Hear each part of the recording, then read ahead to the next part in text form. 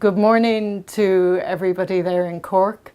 I'm sorry I can't be with you because we're in the middle of organisation of an event for next week. I'd like to tell you a bit about what we do at European level, and hopefully we can find some more ways to work together in the future.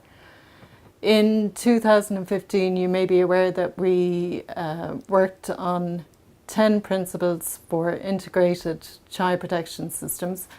They're very short, and what they do is distill what's in Article 19 of the UN Convention on the Rights of the Child and General Comment number 13 on the child's right to freedom from all forms of violence, as well as the UN guidelines for the alternative care of children.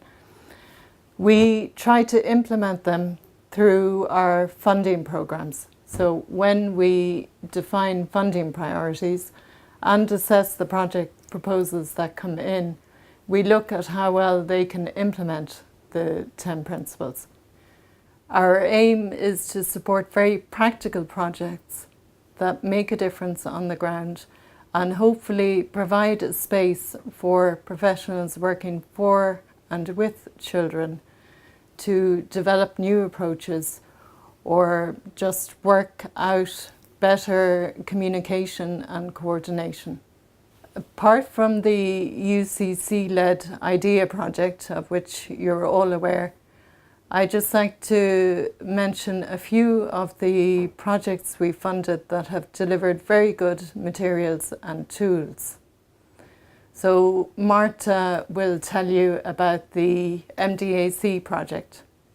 The Mental Disability Advocacy Center, together with its partners, looked at the situation of children with mental disabilities who are placed in institutions in 4 EU member states: Bulgaria, Czech Republic, Hungary and UK. The project altogether visited 30 institutions where they looked at how children are taken care of, what are the safeguarding policies, and how is their everyday life. The project highlighted the role of social workers in early interventions and as well the need to support the families. Based on the visits, a monitoring toolkit with very practical toolbox was produced.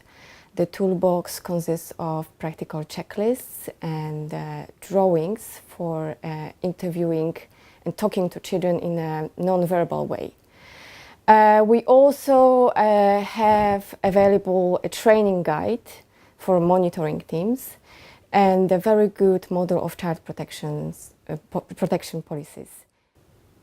The IJJO toolkit covers international and European standards and has really good sections on communicating with children in conflict with the law and on adolescent development, legal and other support roles.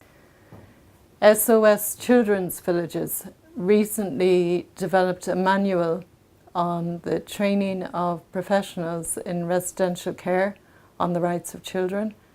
They trained 800 people working in residential care. The most striking thing was that none of the 800 people had ever had any training on rights of the child prior to that. The Barnahus project did a lot of the groundwork needed for any country considering setting up an integrated service for child victims in their country. So the blueprint is there, and we really hope that work can be taken up and expanded. In fact, it already is, thanks to the project. In the handout, you have links to these projects and a lot more. But in order for us to ensure that our work is relevant to yours on the ground, we really need to hear from you. We welcome your input and your feedback on what's useful or not. We absolutely depend on your sharing good practice. We can help replicate it by disseminating it more widely. I would like to encourage your involvement in EU-funded European or national projects. They do provide a way to move things forward. We know that child protection workers and social workers are very overstretched, and this is one way we can support you. We would like you to apply for funding and be involved in European level funding and events so that collectively we can ensure a child rights based approach in our work and help to protect children.